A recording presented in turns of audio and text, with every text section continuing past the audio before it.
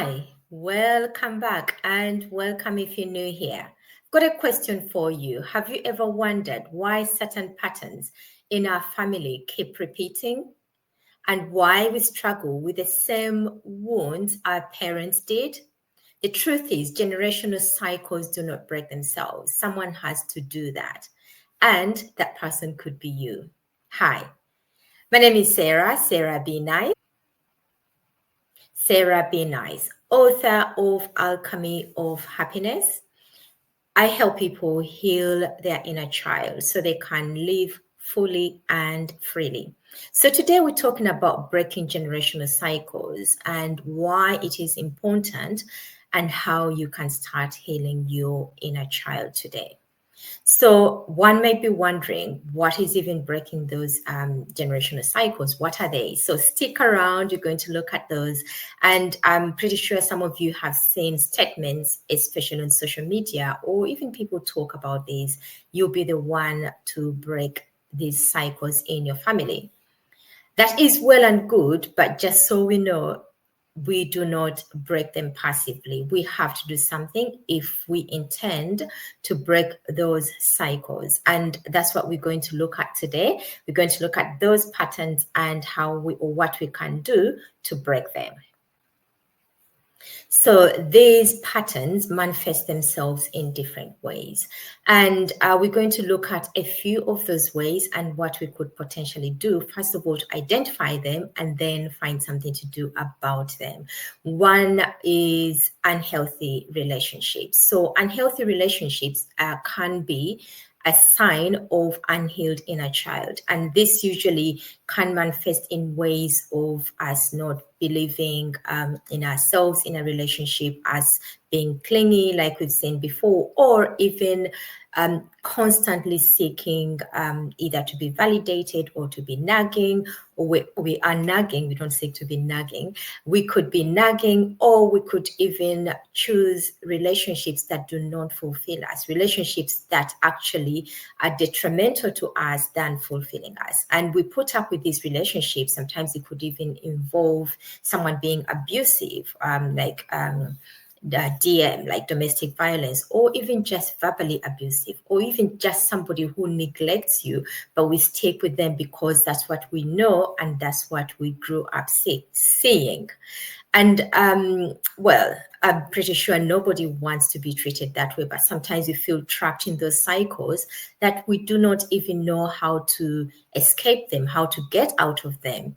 And in most cases, we end up saying, "Oh, this is very common," or it becomes a part of us. And we even ask ourselves how we keep attracting these same people, different faces, different names, but the same characteristics in the patterns in the partners that we choose or spouses. That is not a coincidence. That is a pattern that is ingrained in ourselves that we need to look at, or we can look at, and then see how we can get rid of. The next one is emotional neglect. Now, emotional neglect is a wide topic, but just to go on the surface, this includes neglect in a way that you have that emotional instability. You either go really high or you go really low. When you go low, you go to as low as depression, or when you go high, you get overwhelmed, you get anxiety, you get you have that emotional instability. You can also have that emotional instability by way of being unresponsive to emotions, like having numbness, and people around you are going to go like, "Oh, we try to engage with this person, but he or she behaves this way."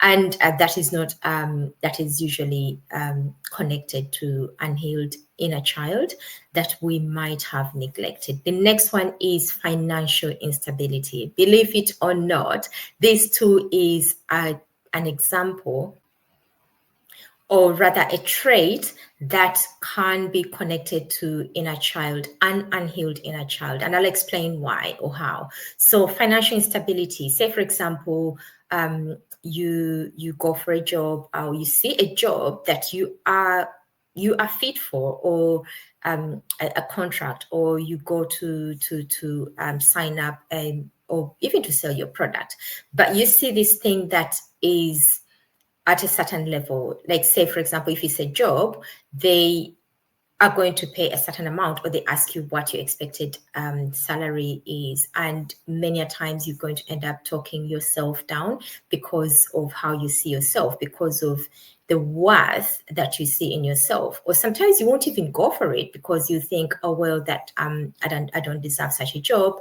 I'll find something that is a bit lower than that. And even if you do not say it, you're sort of going to sabotage yourself out of getting that job.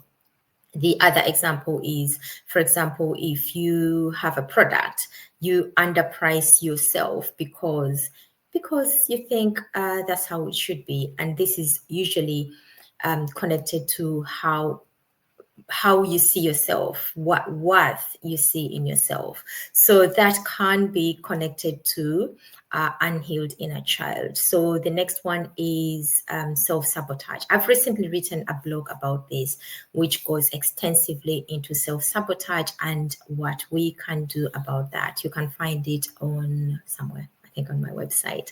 And the next one is limiting beliefs. This is limiting beliefs about, of course, again, the topics we've talked about, but limiting beliefs about success and happiness. We do not think or believe that we deserve certain things. We do not think or believe that we deserve to be successful in different areas of our life. Success could be success in your exams, and you end up going like, I don't think I'm going to be able to do that, so I'll not even bother. Or it could be success in a project. You end up not going for the project simply because you have a feeling that even if you went for it, you won't be successful in this project. So you sort of talk yourself out. You end up not pursuing happiness or seeking happy relationships because you think you do not deserve that. Now, my friend, that is not a mistake. That is usually, again, connected to your how you see yourself, and of course how you see yourself can be connected to your inner child and unhealed inner child wounds. Now, many of these cycles are rooted in childhood experiences where we subconsciously absorbed the emotional environment we grew in. We all know that children do absorb everything around them, whether it is said or done, or how things or how people behave. Children will always pick up on these things. So these things, they stay in our systems, they stay in our nervous system, in our brains, in our cells, as we're going to see. And without healing them, we unconsciously repeat the same behaviors or reactions that were modeled for us. It doesn't mean that this is who we're meant to be, but because of the modeling around us, the people around us, how they behaved, what they did, how they spoke to each other, if they shouted at each other, if they communicated with each other in a certain way, that will impact our lives. That will impact also how we treat other people and how we see the entire world around us. However,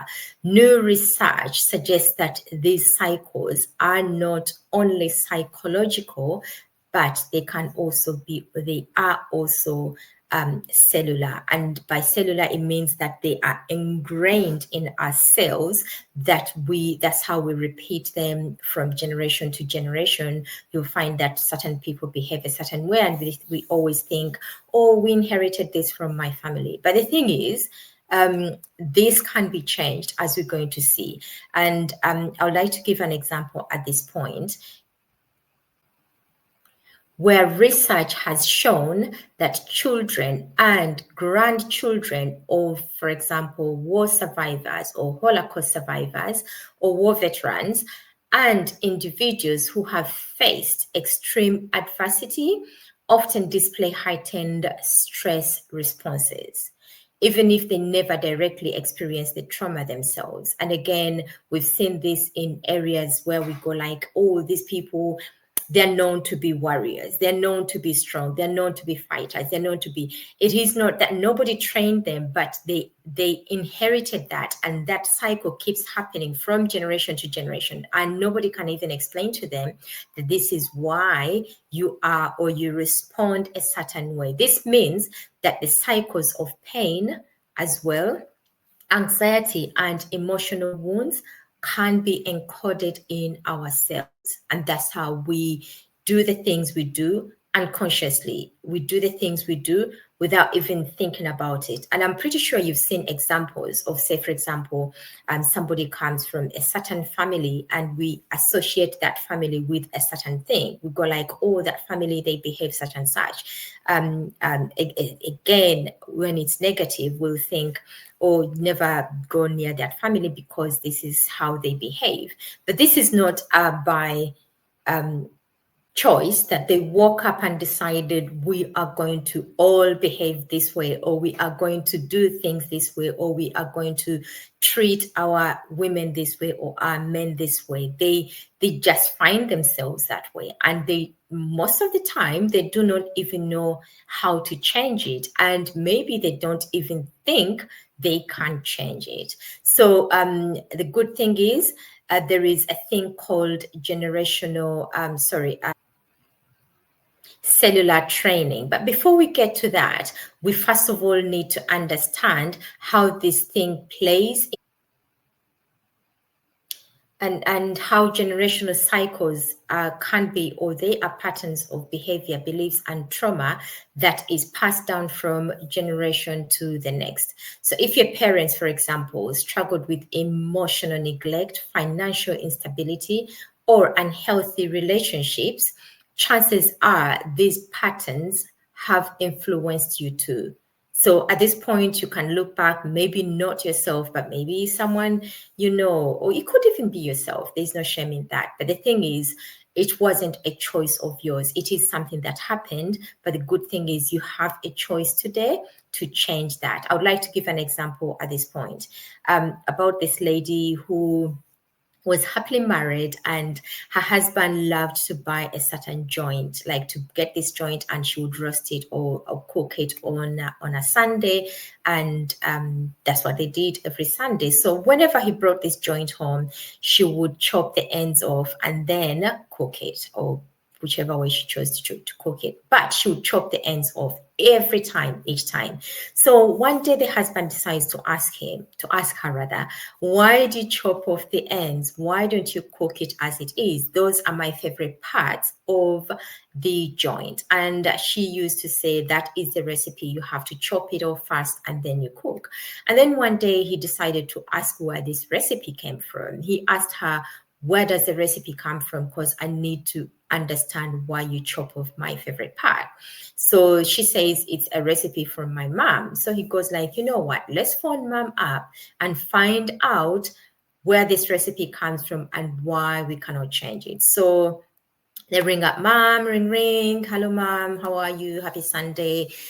This roast, why do you chop off the ends? Mom goes, oh, well, that's the recipe.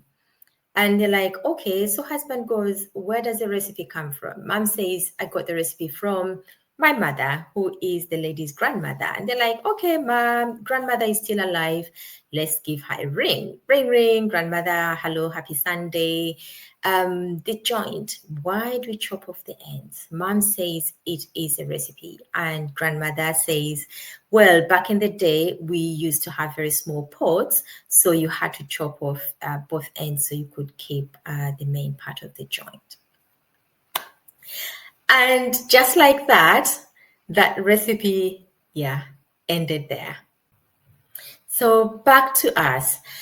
If we do not heal our inner child, our pain, our suffering, the behaviors, the things that we inherited, we will pass them on to our children and their children and generations to come. But here's the good thing, or the good news: cycles can be broken, and we're going to do that today. We're going to at least start peeling off the layers of getting to the healing part. And I hope you are ready to do this. I'm so excited. Right. So, but before we start, we need to totally understand how your inner child holds that key. Now, your inner child holds the unhealed wounds that you carry or that were passed to you and passed to you from a previous generation, or those that you created in your child, as you were a young child growing up. These are the moments, for example, the ones that you didn't inherit, but the ones that you actually received or got, the pains that you went through, the moments you didn't feel seen or heard, or you didn't feel loved the way you wanted to be loved, those moments that you craved someone's love or attention, the moments that you felt neglected, the moments that you felt that you were not able to express yourself in the way you wish you could. Maybe you tried to express yourself and somebody told you stop talking. And then as time went by, you realized that you didn't even have a chance to talk or to express yourself. And then as an adult, you struggle to even express yourself to your partner, in your workplace, to your bosses, or even to your friends. Instead of talking or expressing yourself or sharing your ideas, you either are going to struggle talking, you're not going to find the right words to talk or to express yourself, or you are just going to be silent. You're going to sit there. You have so many things to say, but you don't even know how to bring them out because of that thing. At this point, as an adult, you might even not know why you are like that. You just go like, I just like sitting here and listening to people's opinions. But most cases, it is because you were always told to stop talking. Or they crave, like you craved love, you craved attention, and you didn't get that. And then you, as an adult, again, you're going to behave a certain way because you did not get that as a child. So maybe you find yourself in toxic relationships, repeating the same self-sabotaging behaviors, or struggling with self-worth in a relationship. These are signs that an unhealed childhood wounds are still running the show. And believe me, until you stop and ask yourself and do something about it, they are going to run the show in every scenario, in different scenarios. Everywhere we go, we carry ourselves. Whether we decide to leave this relationship and go find another relationship, we take ourselves wherever we go. And when we take ourselves, that means we're going to take our unhealed selves, we're going to take our wounds, we're going to take our traumas into the next relationship. Whether you decide to leave a job because you feel that is some lack of communication, you're not understood, you're not able to communicate, you're going to take yourself to the next place, and you're going to be that same person until when you put a stop to this, like you have decided today, and work on yourself. So you might be asking yourself, how do I break the cycle? The good news is cellular memory can be retrained as trauma can be stored in our bodies, or a traumatic incident can be stored in our bodies. And like I've always said, these things happen, trauma happens in a moment. It doesn't happen like in your childhood, the entire time you're going through a traumatic experience, but it might have happened once, where something happened so traumatic that it just locked itself in your system. And then each time maybe you hear a bang, maybe you hear somebody talks a certain way, that experience is reawakened, or the feeling of how you felt that very moment is reawakened. So it is stored in our bodies. The same way those things are stored in our bodies is the same way healing can be encoded in our cells. And the reason we're talking about cells, you might be wondering, well, I'm not a scientist, but you can look this up. We all know that we change cells every day, every week, every month. We get new cells and old cells die off.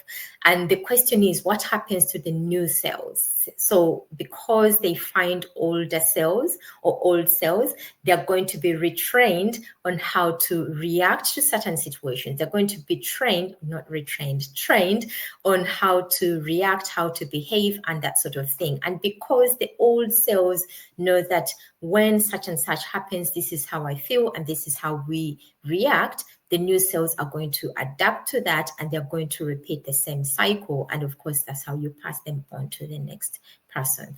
So even before you go into the other aspects of looking at it, if you start from the cellular level and you retrain that, as we're going to see, you will find that things start changing gradually, and with time, things will be different. What does this mean?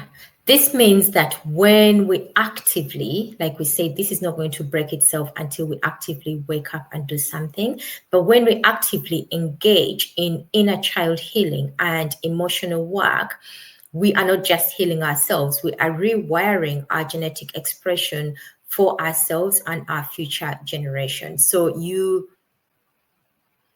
become intentional on what you do, how you behave, and who you want to be. And this is by so doing, you are walking away from who you do not want to be into who you want to be. And when you do that intentionally, of course, with time, you're going to start a new habit. You're going to stop yourself each time you see yourself doing certain things, talking yourself down. Each time you see yourself stopping yourself from talking, each time you see yourself or you catch yourself feeling or self-sabotaging, you're going to stop and go like, okay, I need to do this differently. And because you're doing it actively and you are in control, you're not running on default. You're not running on, this is how we do things and that's how it is. So you're pretty much installing a new software in your system, and with time erasing the old software.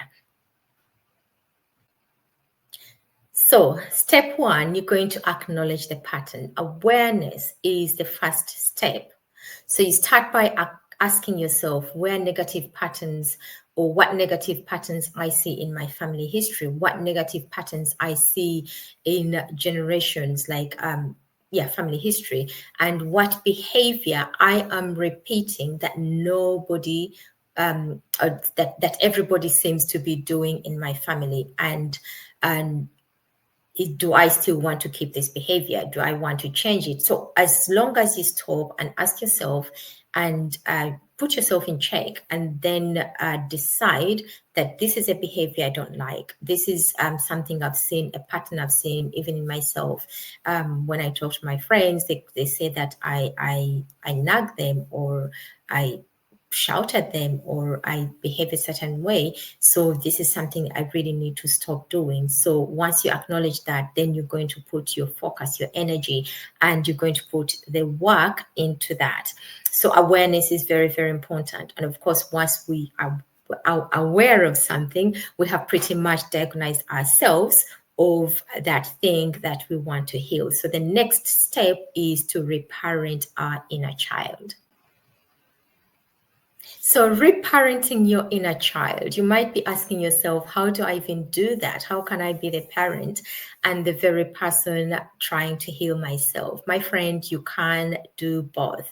You can't do both because at this point you have the power in your hands to intentionally parent yourself. You give yourself what you did not receive growing up, the things that you wished you did have growing up emotionally. You speak kindly to yourself. You validate your emotions. You nurture your needs just as a loving parent would. You give yourself those moments, those quality moments, those things that you didn't get when you're growing up. And an example or how best to do this, and this is in my book, by the way. So one of the tools you can use is to sit down and go like, okay, where's the younger self?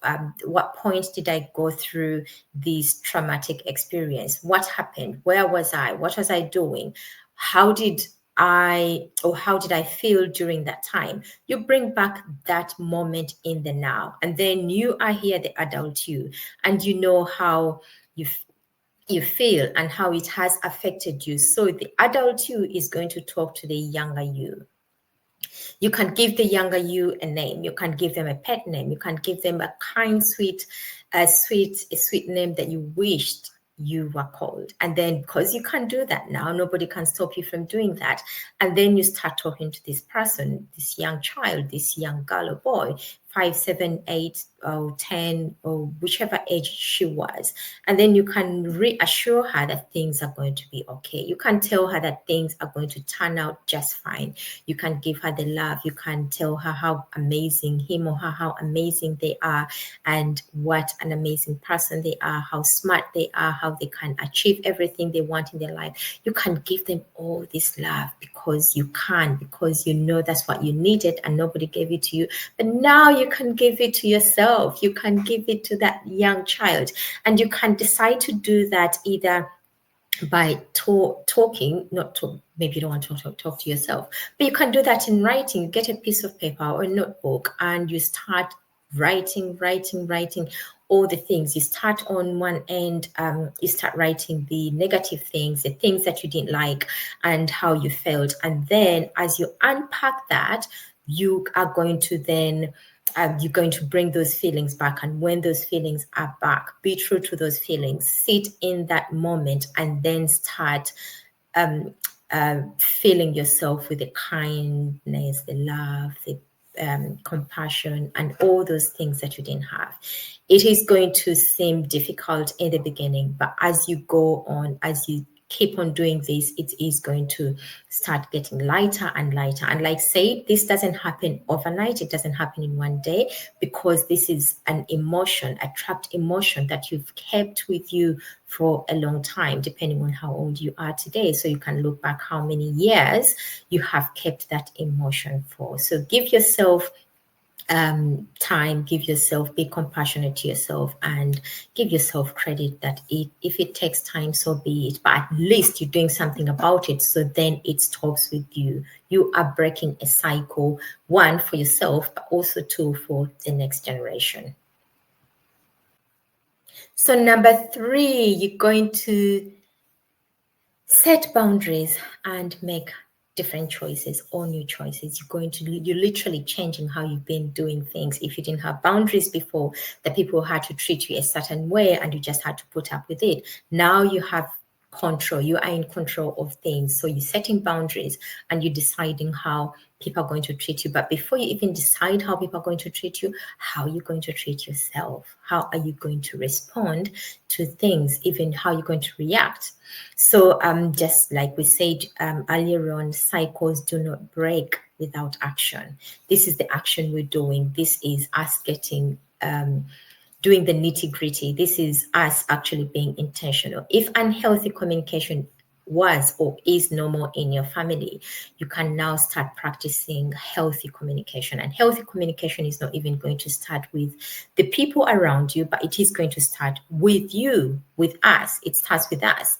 How do I communicate with myself? And you might be asking, how do I communicate with myself? Do I even communicate with myself? Of course we do. When we go to bed or when we wake up in the morning, thoughts that go through our minds, the things we think about, the way we look at ourselves, the way we see ourselves, how we perceive ourselves, that is how we communicate to ourselves, my friend. So if you have decided that you're going to change how you communicate to yourself, you're going to be kinder to yourself. You're going to wake up every morning and go like, do you know what? I did a good job yesterday. I didn't quite achieve such and such, but you know what? I am going to do it again today because I have an opportunity to redo it. You're not going to beat yourself up when things do not work out. You're going to be kinder to yourself. You're not going to sit in guilt and constantly beating yourself down. You're always going to remind yourself that you're going through a process and that requires time. So you're going to set then boundaries. If somebody was talking to you a certain way, if people are treating you a certain way because of how you saw yourself, you're going to go like, no, people are not going to treat me like this. Of course, you're not going to be rude to them. You're not going to start shouting at them or just block them. You could do that, but you are going to go like, hey, you know what? You know how you spoke to me last time? I didn't quite like that. I would prefer that you did this or that. But then again, sometimes you don't even have to go that far. Once you start talking to yourself differently, you're going to start acting differently. You're going to treat yourself differently. You're going to have more self-esteem. And then when you have that self-esteem, people who talked you down are naturally going to talk to you differently. And those who cannot do that are going to move away. So it is a beautiful thing that you can do without actually telling anyone anything, but you gradually reparent yourself, you set boundaries, you communicate to yourself differently, and then things around you start changing. So number 4, seek healing support.